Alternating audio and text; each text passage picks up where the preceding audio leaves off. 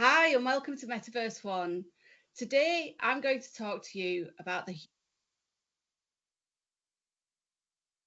human impact of Copilot. Now, first of all, I'm really sorry that I'm not here with you in person, but unfortunately, this conflicted with some time to rest and recharge on the beach. However, I've recorded this in advance, and please reach out to me if you've got any questions or you'd like to know more. In the top right hand corner of the screen, the QR code has all of the links to my different social media platforms and where you can find me. So please don't hesitate to reach out if you've got any questions about anything that we have gone through in this session today. So, first of all, a little bit about me. My name is Zoe Wilson, and I work at Avanade as the Global Modern Workplace Practice Lead. And Copilot is one of the things that sits squarely in my practice, although it also includes some of our other areas of the business like security and advisory and change management and things like that. So alongside my day job for the last year, I've also been leading our global Copilot go-to-market. I've been part of the team that's been involved in our internal deployment, and I've had a Copilot myself for about 15 months now. So I've been using it a really long time. I've been at the forefront of many of our conversations with clients over the last more than a year now. I'm also an MVP and a regional director, and I'm the co-host of a podcast called Copilot Connection with Kevin McDonnell. So, what we'll cover today, I'm going to talk about why levelling the playing field with tools like Copilot is so important from the perspective of inclusion and accessibility. We're going to look at an overview of some of the benefits of Copilot, some real life examples of how Copilot is already levelling the playing field. And then I'm going to share some of my views of what the future may hold for Copilot, particularly from the perspective of inclusion and accessibility, but we'll also look a little bit more broadly at some of the opportunities that Copilot provides to us. So, first of all, I think it's really important that we just recognise why this is so important. And it's an undeniable truth that work has accelerated faster than our actual ability to keep up. 2/3 of people are saying that they struggle with the pace and volume of work. And what that means is that they've just got too much work to do. They've got too many demands on their time, too many alerts, too many meetings, too many pings, too much generally. And things are moving so quickly and continuing to accelerate. And what that means is that almost half of us are actually feeling burned out. This is something that started during the pandemic, but it has only gotten worse over the last few years. We've seen a return to the office, but the level of work, the output, the amount of collaboration that we need to do has not reduced back to pre-pandemic levels. So this creates this perfect storm. Despite the rise of Teams, there's still a significant amount of email overload where 85% of emails are actually read in less than 15 seconds. And when we think about people doing that and trying to actually focus on tasks as well, that's a really big impact. People are spending about 60% of their time actually collaborating. So in emails, in chats, in meetings. And what that means is that they've only got about 40% of their time to spend in apps like Word and PowerPoint, where they're actually creating things. And that balance is too skewed. We're spending too much time talking and not enough time getting things done. And then for people who are neurodivergent or people with physical disabilities or anyone else who has accessibility needs, this impact of work is actually amplified because it requires more effort, more focus, and more time for them to be able to achieve the same outcomes. All of these stats are from a Work Trend Index report that was released earlier this year. Again, the link's on the screen. You can use the QR code if you haven't read this. There's tons of additional really valuable insight in this, so please do check that out. Now, when we think about accessibility or accessible technology, what we really mean is that everybody can use technology without being excluded. And this should cover people who have a wide range of functional abilities. So being able to input information through different ways, whether it's a mouse, a keyboard, through speech recognition. If the software on the or the operating system on a computer is accessible, it will work with any of them, which means people are able to actually contribute. And really what we're looking for with accessibility is that all people can use technology without being excluded. So it's able to be used by people with various abilities and disabilities, and removing any barriers that would deny that equal, full digital experience for everybody. And accessibility is really important for social equality and equity. And when we think about why accessibility matters, well, first of all, everybody benefits. There are tons of features that were designed and implemented across the Microsoft 365 stack, which are focused on accessibility, but actually everybody benefits from them. So things like being able to use the read aloud function, really valuable for people with hearing problems, but also if you've been spending too much time focusing in a document and you've become a little bit word blind, listening to it instead of reading it uses a different part of the brain, which means that you can process it differently and you can pick up on things that might be wrong. Or you could listen to things while you're running or while you're doing something else. So first of all, everybody benefits from the features and functionality that drive improvements in accessibility. It's also really important to make sure that everyone has equal access to technology, to services, to be able to contribute, and it levels the playing field. It allows people to operate on a level playing field, even if they have physical disadvantages, or if they're neurodivergent, their brain works in a different way to those who are neurotypical. And it's just the right thing to do. It's the right thing to do to be able to make it easier for people to contribute. And beyond that, in many countries, it's actually also the law to be able to provide accessible services and make technology accessible.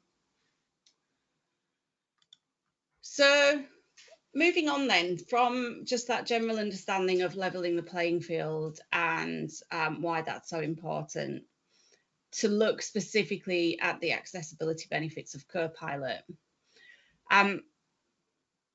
Like I said in my intro, I started working with Copilot really early. You know, we were already doing quite a lot with it at the start of summer last year.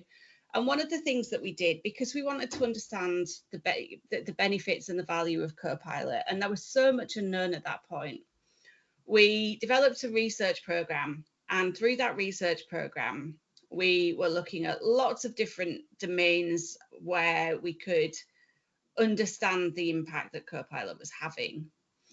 Now, one of the things that we found really early on, actually, which was really interesting, and it was interesting because we weren't looking for it, was a lot of anecdotal evidence about the accessibility benefits that people were finding. So people started telling us that it was making it easier for them to complete on a level playing field, or people who are openly neurodivergent were telling us about the benefits that that they were able to get from it as well. And again, if we just look, so leaving kind of the accessibility and inclusion bit to one side for a second, if we just look at the general benefits of Copilot, all of these stats again are from the Microsoft Work Lab site. If you're not familiar with the Work Lab site or with the Work Trend Index, use the QR code and just go spend some time looking at the reports there, because there's tons of really interesting information. And what the Work Trend Index report from earlier this year showed was that 90% of people are saying AI helps them save time. 85% of people are saying it allows them to focus on the most important work. So it's helping remove some of the drudgery. It's allowing people to be more creative, to enjoy their work more. It's helping them get to a good first draft faster. And a different report that's not linked here, but is also on the WorkLab site, called the AI Tipping Point, actually reported that for people who are using Copilot, all they need is 11 weeks, and in that time to feel like they're freeing up or saving 11 minutes a day for them to believe that they're getting value from AI and Copilot. The other stat that's really interesting is that 75% of knowledge workers also said in these reports that they're using Gen AI tools, whether provided by work or not. So what that means is that if an organization isn't giving people things like ChatGPT or Copilot, people are using them anyway, which is creating shadow AI, which is ungoverned, unmanaged, no control over the data. So what we can see from this is that for everybody, there are significant benefits.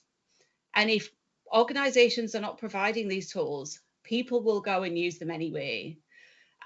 So it's really important that we actually think about, how we give people these tools safely. And then if I just share a few more of the stats that came from the Avanade research, one of the things that we looked at was how Copilot alters cognitive experience. And what we found was that people who use Copilot every day were more adept at context switching. They told us they were 50% more adept at switching between tasks or switching to new tasks. They were able to resolve blockers more quickly. They experienced less cognitive fatigue and could actually concentrate better. They also told us that they had a 70% greater likelihood of fostering a creative approach to how they manage their tasks, and a 50% improvement in things like collaboration, teamwork, 50% more creative, more innovation, and a 40% increase in problem solving. So again, some really interesting benefits that we're seeing with Copilot. And when we take those general benefits and then start to look at people who have accessibility needs, we found that they perceived that Copilot was closing the skills gap. So they told us that Copilot made it easier for them to do the smart, whizzy things in M365 that their colleagues already know how to do. So they felt that it was easier for them to operate on that level playing field. We had people with ADHD telling us that Copilot in Teams meetings helps them keep focus.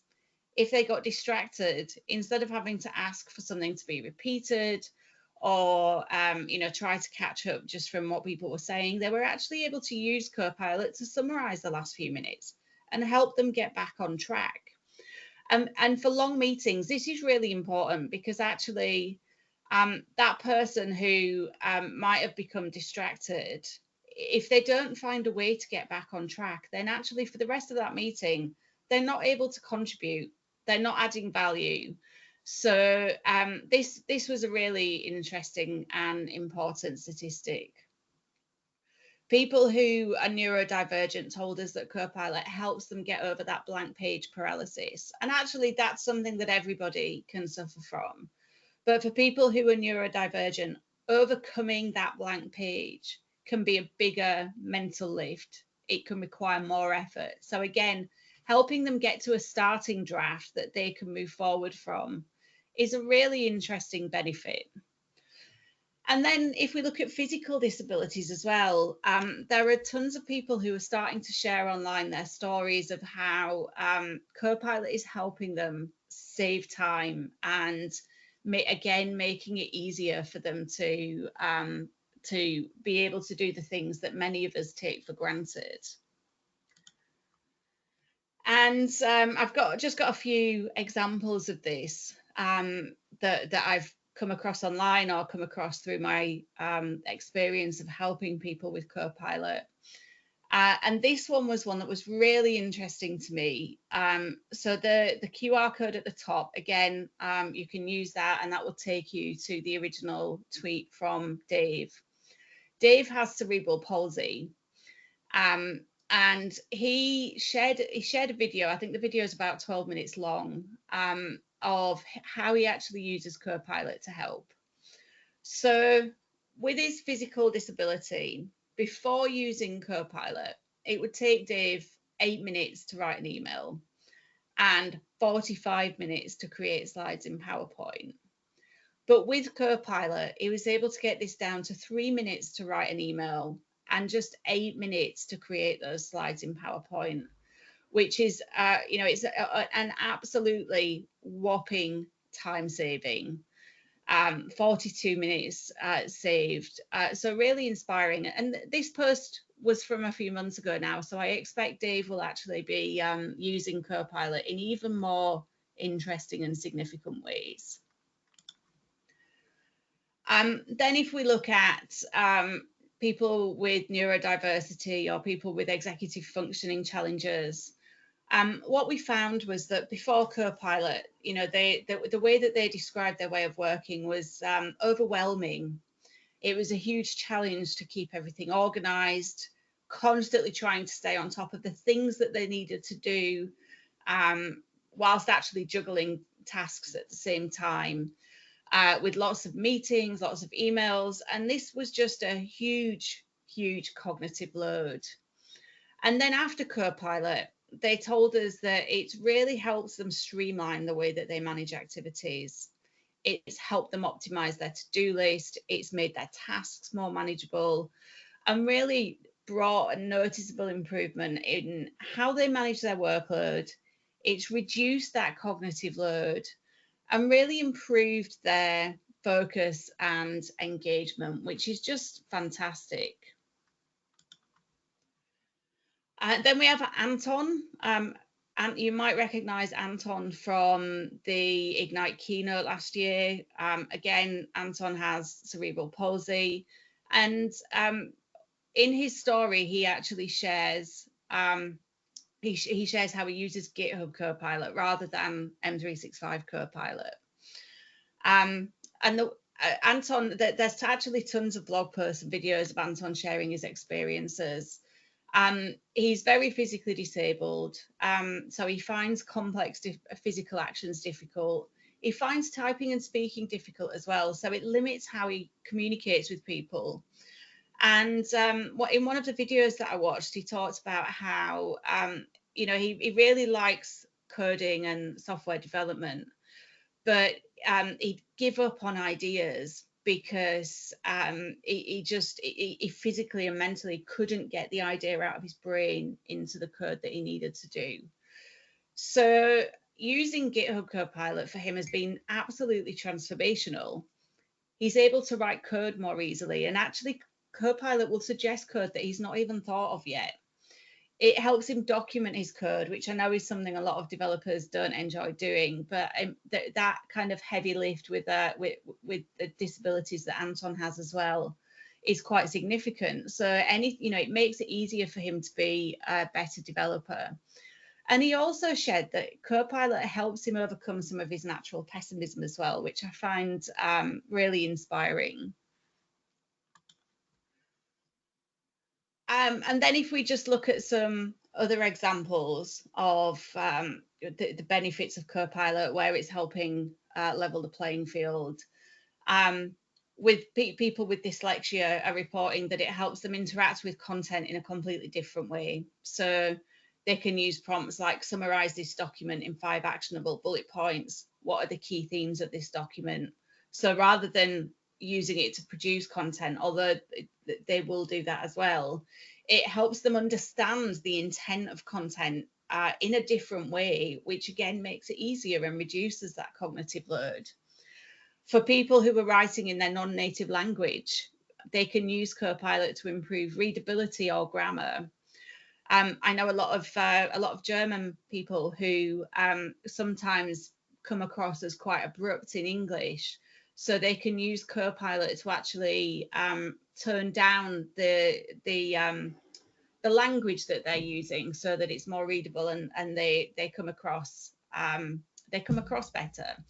And then for people with ADHD, you know, I've talked about this Copilot in Teams meetings example, but using Copilot to help them keep that focus. And there are tons of other really great examples as well. So moving on then to if we actually think about how people get the value out of Copilot. So, you know, we've talked about leveling the playing field. We've talked about the benefits of Copilot. We've talked about some of the real world examples. But actually, it's really important to recognize that this doesn't just happen naturally. There is work needed to do to help people use Copilot. And the way that I describe this is that people need to build and train their Copilot muscle. If you were training for a marathon, you wouldn't go for a run once and expect that you'll be able to run a marathon distance. And with Copilot, this is, in its first iteration, it's a personal productivity tool, which means that we need to incorporate it into our personal productivity habits. And to do that, we need to build the muscle memory. We need to find the ways that Copilot can add value to our ways of working, and we need to build that muscle memory so that Copilot becomes part of our automatic workflow. But for people who have accessibility needs, they may require a different way of driving adoption.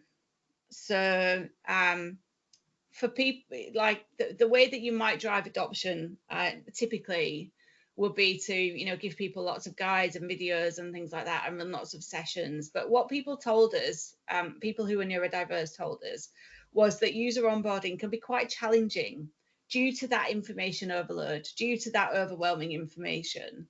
And what we found was that it was really important to be patient, to focus on smaller tasks, to maybe start with Copilot in just one product or just one prompt or one business process or business scenario. Focus on the smaller tasks, allocate time for learning, and really avoid that temptation to be like a child in a sweet shop, exploring all of the features at the same time.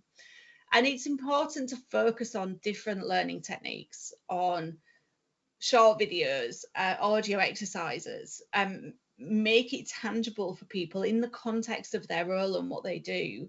So help them understand the role specific benefits.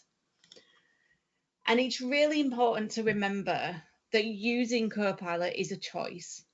It's a choice. It's a premium license. So of course we want people to use it, but using it is a choice. It's discretionary. I'm the one who needs to put the effort in to build that muscle, to to really get to grips with it. And if I can't find the value, or if I don't have the space or the patience to build the habits, then I can choose not to use it. And it's not one size fits all. It's not one size fits all. We all have different ways of working. We all have different productivity habits. We all manage our tasks, our meetings, the way that we create and collaborate and communicate in completely different ways.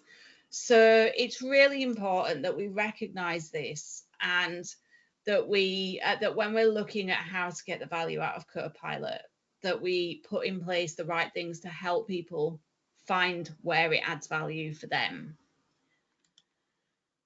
And when we think about bringing this together as part of a people first AI strategy, what I often say to people is that Copilot adoption isn't like adopting any other product. If I look at something like Microsoft Teams and we go roll that out for a client and we put in place a change enablement program, we know what good looks like. We can paint a picture that says to them, we're rolling out Teams. This is how you'll collaborate in the new world. This is what best practice or good practice looks like. And for Copilot, we just can't do that because it's too early in this Copilot journey. After 15 months, we have lots of good examples and learnings that we can share, of course, but we because this is personal and people work in different ways, We can't give people a blueprint that says this is how you're going to work. So what we need to do is we need to focus on change enablement. We need to help people develop those consistent habits that will allow them to build that Copilot muscle. And that includes things like developing their growth mindset, understanding how to prompt, and why context in prompting is so important, as well as critical thinking skills, because this is Copilot, not autopilot. So people need to understand that they are the one in charge of the output. They are responsible for what they do with Copilot. So they need to check the accuracy. It's still coming from them, even if Copilot has been an assistant to help them get started. And then from a learning perspective, it's not one size fits all. So we need to ensure that that approach to learning and adoption supports all employees in developing the right skills. And it's really important that we have leadership buy-in. And there's a few different facets to this. First of all, leadership need to lead by example, and they need to ensure that they're positioning this tool correctly. So it's a tool to augment people, not to replace people. That's really valuable. And for leadership to share how they're using it, and also for leadership to ensure that they understand the value and the human impact for all employees, including those who have accessibility needs as well. And then if we move beyond the human impact and how we help people get ready for this future and start to look at the journey more broadly, one of the reasons why it's so important to get this right is that Copilot for M365 is one of the quickest ways to get Copilot into the hands, or to get Gen AI, into the hands of as many people as possible. So the first step in this AI journey is to empower people with the personal productivity tools. Then we can start to look at things like the role-based or functional Copilots, Copilot for sales, Copilot for service, and so on, and really drive specific value for a function or an industry or a persona. And then we can look at extensibility and how we bring business data and knowledge from other systems into that Copilot experience layer. And again, for people who have accessibility needs, the easier we can make it for them to interact with data in these other systems as well, the more impact that we can have on how and where they work. And then as we move from extensibility and that being able to take action and integrate with other data, we can start to get into custom Copilots and agents for high value, highly bespoke use cases. So I think it's really clear that the human impact is there. We're already seeing this in real life, but it's really important to get these foundations right to be able to take advantage of this ongoing strategy for being an AI-powered organization with Copilot. So thank you